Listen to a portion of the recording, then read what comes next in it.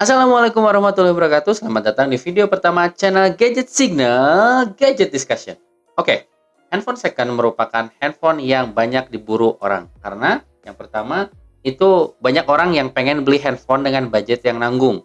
Contoh, dia punya budget 1,3 misalnya. Dia pengen brand yang harganya 1,9 apa 2 juta. Nah, dia nggak bisa tuh. Nah, akhirnya dia ambil gadget second. Dan kemudian yang kedua adalah mungkin dia juga pengen beli handphone kedua yang kualitasnya nggak bagus-bagus amat dan harganya nggak begitu tinggi. Jadi di situ juga dia bisa untuk beli handphone kedua. Dan yang ketiga, saya nemuin tuh orang-orang yang emang suka pakai handphone atau barang-barang second, kayak mobil second, motor second, handphone second dan lain sebagainya. Jadi memang sangat diburu. Tapi gimana sih cara milih handphone second yang baik dan benar? Oke, mari kita mulai pembahasannya. Check it out.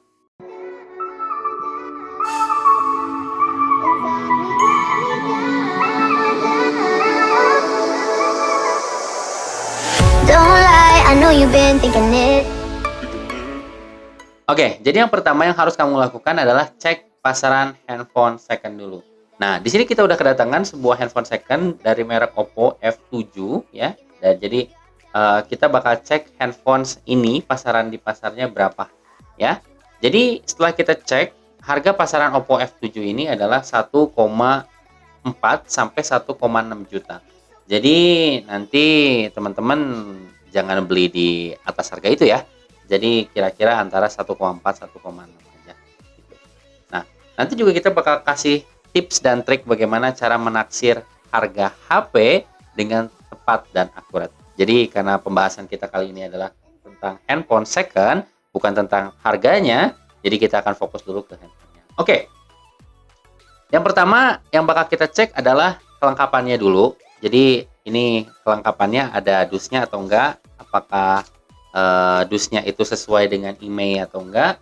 Jadi yang pertama kita lakukan adalah cek IMEI ya, dengan cara bintang pagar 06 pagar ya. Jadi kita cek dulu di bintang pagar 06 pagar. Nah, seperti yang kita udah lihat, apa ini sesuai ya sama dusnya. Jadi aman untuk cek dus. Setelah cek IMEI, oke.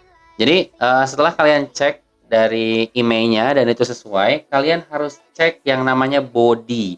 Jadi apakah body ini masih mulus atau sudah tidak mulus. Jadi kita lihat dulu dari backdoor, kita bisa lihat di sini ada jamur-jamur putih dan ini artinya sudah tidak mulus ya. Ini bisa dibilang lecet pemakaian. Kemudian kita lihat samping kanan dan kirinya, apakah di situ terdapat kebengkokan di frame.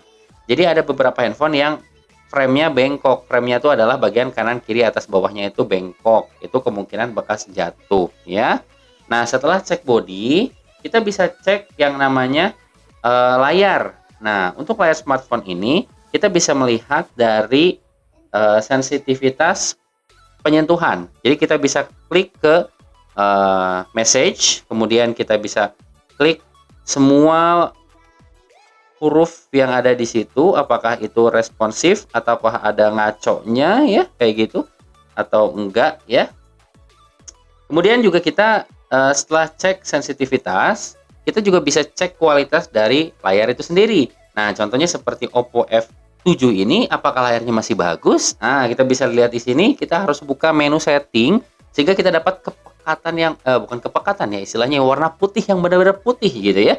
Nah, nanti kita lihat di sini kita bisa melihat kualitasnya itu ada beberapa namanya dead pixel, bukan dead pixel istilahnya, white spot di sini. White spot tuh jadi kayak titik putih di layar handphone yang putih, yang mana titik putih itu lebih putih daripada layar handphone yang putih itu sendiri. Jadi terlihat white spot ya.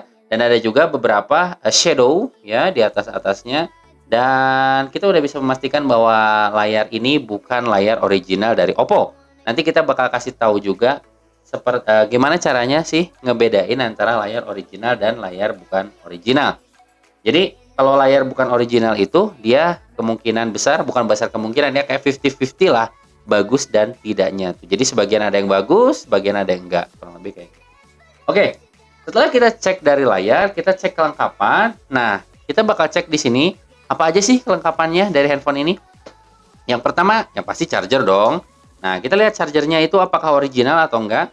Nah, seperti yang kita lihat di sini ada brand Oppo-nya, dan jangan salah, handphone yang charger yang bukan original pun ada tulisan Oppo-nya. Tapi bagaimana caranya kita melihat perbedaan yang original dan yang bukan? Nah, nanti di video selanjutnya ya.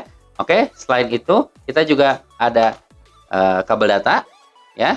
Untuk kabel data dan charger dipastikan ori atau tidak. Selanjutnya kita harus mengecek apakah dia ada dokumennya ya. Dokumen ini bisa berupa kartu garansi atau berupa apa ini namanya?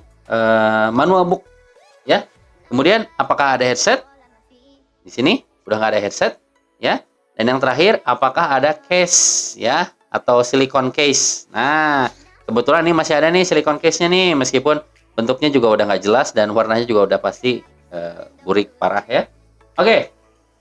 Nah, setelah itu kita sudah cek layar, sudah cek lengkapan, kita cek akun. Nah, ini agak tricky nih, khususnya untuk Samsung dan Xiaomi. Ketika cek akun dan di situ ada akunnya, nah ketika di reset nanti dia akan minta password akun, dan itu hanya orang yang bikinnya aja yang bisa nyabut gitu, karena itu akan minta password. Nah, untuk handphone yang kita investigasi ini dia tidak ada akun ya, tidak ada akun, jadi aman seperti itu.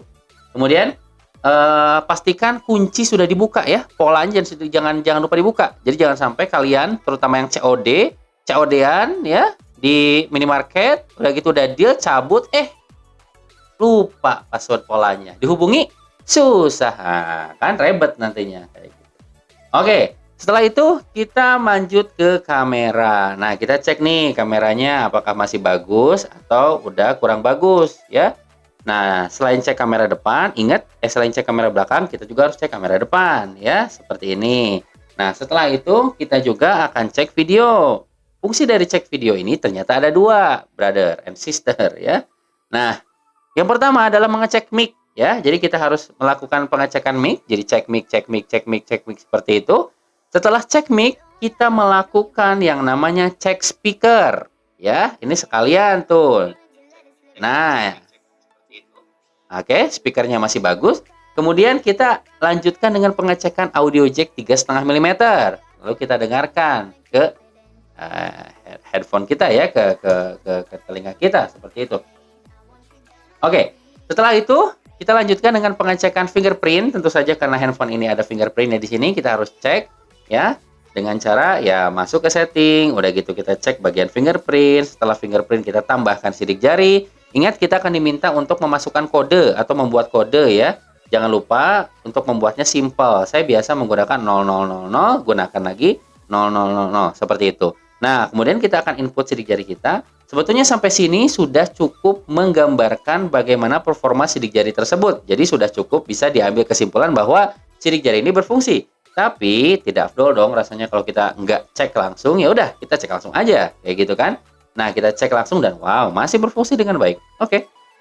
Bagus. Setelah dari cek sidik jari, selanjutnya kita akan cek yang namanya tes kelayakan baterai ya. Nanti kalau misalnya kita caranya untuk lihat ke baterai, ketahanan baterai adalah lihat ini handphonenya apakah kembung atau enggak ya. Kemungkinan besar handphone yang kembung baterainya sudah tidak layak pakai. Kemudian dari handphone ini adakah panas-panas yang tidak normal ataukah panas-panas yang normal ya. Nanti kalau ada panas-panas tidak normal, itu juga kemungkinan baterainya sudah kurang bagus. Dan selanjutnya yang paling terlihat adalah ketika di reset handphone ini ada kebocoran baterai atau enggak. Misal ketika kita reset 80%, begitu dinyalain lagi cuman 60% atau 50%, artinya sudah bocor kan, seperti itu. Nah, itu juga harus hati-hati. Dan yang terakhir, bagaimana kita coba hati-hati untuk soal baterai ini adalah tanyakan kepada penjualnya. Kalau handphone ini handphone lama, keluaran 2017-2018 misalnya, belum pernah ganti baterai, itu tandanya sebentar lagi kalian bakal harus ganti baterai ya. Begitu. Selanjutnya adalah kita akan cek charger. Nah, chargernya ini akan kita tes naik atau enggaknya seperti itu. Kemudian kalau misalnya ada fast charge, kalian harus pastikan bahwa ini keluar fast charge-nya seperti itu. Kemudian selanjutnya adalah cek sinyal tentu saja ya. Nah, untuk unit kita kali ini menggunakan SIM ejector ya.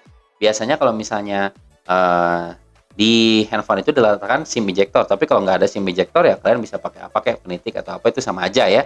Dan itu nggak bisa dijadikan alat atau argumen supaya bilang bahwa oh ini kelengkapannya nggak lengkap, nggak gitu, karena nggak begitu kentara gitu ya. Dan yang terakhir adalah kalau kita expert, misalnya kita bisa bongkar ini yang namanya backdoor. Backdoor ini bisa dibongkar ya sama kalian ya.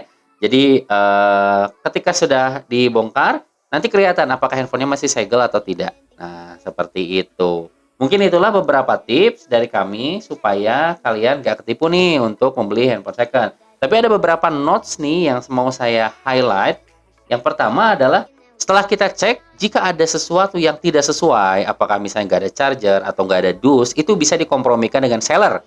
Apakah dengan tidak adanya charger itu ada potongan 50.000, apakah 75.000, apakah dengan adanya jamur itu ada potongan 25.000, apakah 50.000, itu bisa dikalkulasikan aja, itu dinegosiasikan aja ya, seperti itu. Selanjutnya, jika membeli secara COD, kalian benar-benar harus banget memastikan semuanya. Jangan sampai ada yang terlewat. Kenapa? Karena kalau misalnya sampai terlewat, ya kalian kemungkinan besar nggak akan ketemu orang itu lagi. Ya syukur-syukur orangnya bertanggung jawab seperti itu. Jika kalian pergi ke toko atau ke counter, pastikan minta garansi toko. Ya, seperti itu. Dan yang terakhir, jika kalian membeli di online, pastikan kalian membeli di marketplace kepercayaan Anda. Terutama hal ini adalah di Tokopedia dan kalian bisa search Mr. K Gadget. Nah, di situ kita update semua barang-barang second kita yang pastinya murah dan mulus. Baik, begitu saja Kaisan Rifki pamit. Assalamualaikum warahmatullahi wabarakatuh. Dah, matiin. Stop.